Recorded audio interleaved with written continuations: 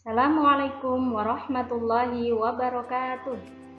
Selamat pagi anak-anak. Apa kabarnya hari ini? Semoga semuanya dalam keadaan sehat ya. Jangan lupa selalu menjaga kesehatan. Hari ini kita akan belajar PPI tentang materi malu sebagian dari iman.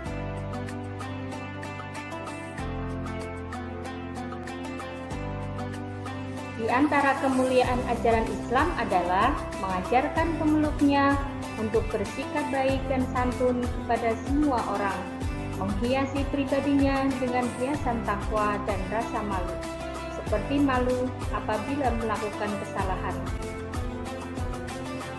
Pengertian malu, apa itu malu?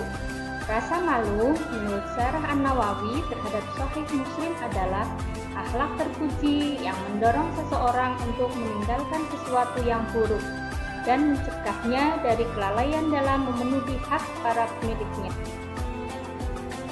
Keutamaan rasa malu.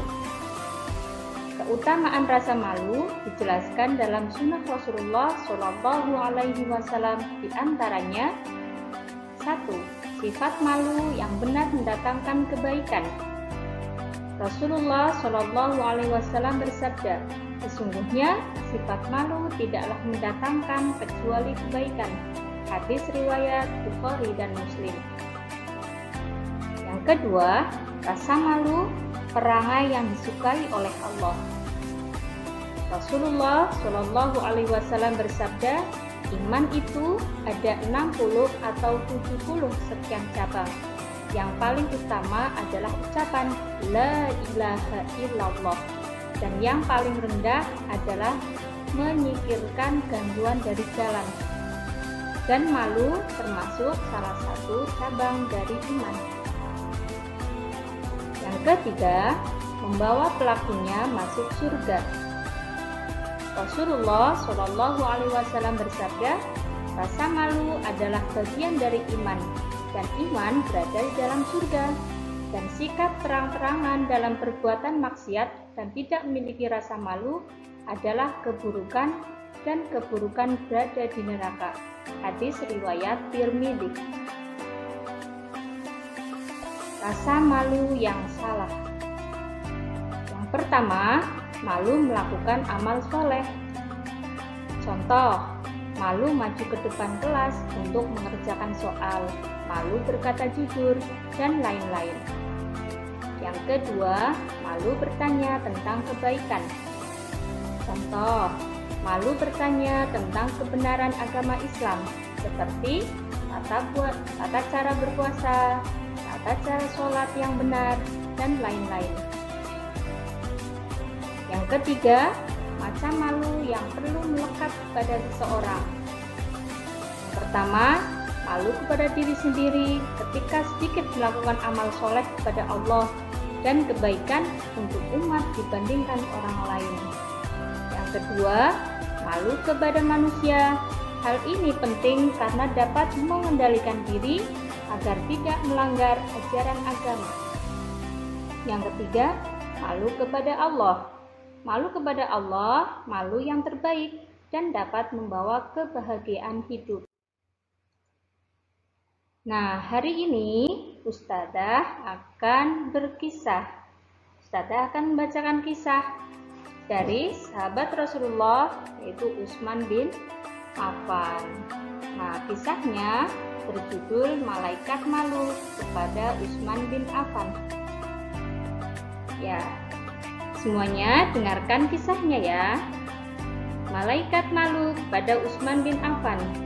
Pada sebuah riwayat Imam Muslim diceritakan bahwa suatu ketika Rasulullah Shallallahu Alaihi Wasallam sedang tertidur terlentang. Kemudian datang Abu Bakar dan Utsman bertamu ke rumah beliau. Ketika Utsman meminta izin untuk masuk, Rasulullah segera menutup betisnya dan berkata, bagaimana aku tidak merasa malu dengan orang yang malaikat pun malu kepadanya. Dari riwayat lain juga mengatakan bahwa Utsman bin Affan dan Aisyah keduanya menceritakan, suatu ketika Abu Bakar meminta izin untuk menemui Rasulullah Shallallahu Alaihi Wasallam. Ketika itu, beliau sedang berbaring di tempat tidur Aisyah sambil memakai kain panjang istrinya. Beliau mengizinkan Abu Bakar dan beliau tetap dalam keadaan semula. Abu Bakar lalu mengutarakan keperluannya lalu pergi. Setelah itu, datanglah Umar bin Khattab meminta izin dan beliau mengizinkannya masuk sedang beliau masih dalam kondisi semula. Umar mengutarakan keperluannya lalu setelah itu ia pun pergi. Utsman bin Affan berkata, "Lalu saya meminta izin, beliau lalu duduk. Lalu utarakan keperluanku, lalu saya pergi." Aisyah lalu berkata, "Wahai Rasulullah, tindakanmu terhadap Abu Bakar dan Umar radhiyallahu anhu kenapa tidak seperti tindakanmu pada Utsman?" Rasulullah Shallallahu alaihi wasallam lalu menjawab, "Sesungguhnya Utsman adalah seorang yang pemalu dan saya khawatir jika dia kuizinkan dan saya dalam keadaan demikian, dia lalu tidak mengutarakan keperluannya." Nah, demikianlah kisah dari sahabat Rasulullah yaitu Utsman bin Affan. Semoga kita senantiasa diberikan rasa malu dalam hal untuk melakukan hal-hal yang negatif. Selanjutnya, Ustazah akan menyampaikan tentang hikmah pelajaran hari ini. Apa saja hikmahnya? Yaitu malu sebagian dari iman. Dengan memiliki sifat malu, kita akan semakin dekat dengan Allah. Dengan sifat malu dapat memelihara akhlak seseorang dan sumber utama kebaikan. Nah, hari ini Ustazah akan memberikan tugas. Tugasnya suruh ngapain ya? Ya, tugasnya ceritakan pengalaman kalian dalam selembar kertas tentang sifat malu. Apakah hikmah yang kalian dapat dengan penerapan sifat malu tersebut? Jadi tugasnya ada dua. Satu, menuliskan cerita pengalaman tentang sifat malu. Yang kedua, hikmah yang kalian dapatkan dari kisah tersebut.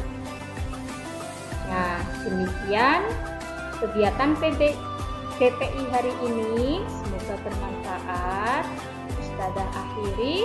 Assalamualaikum warahmatullahi wabarakatuh.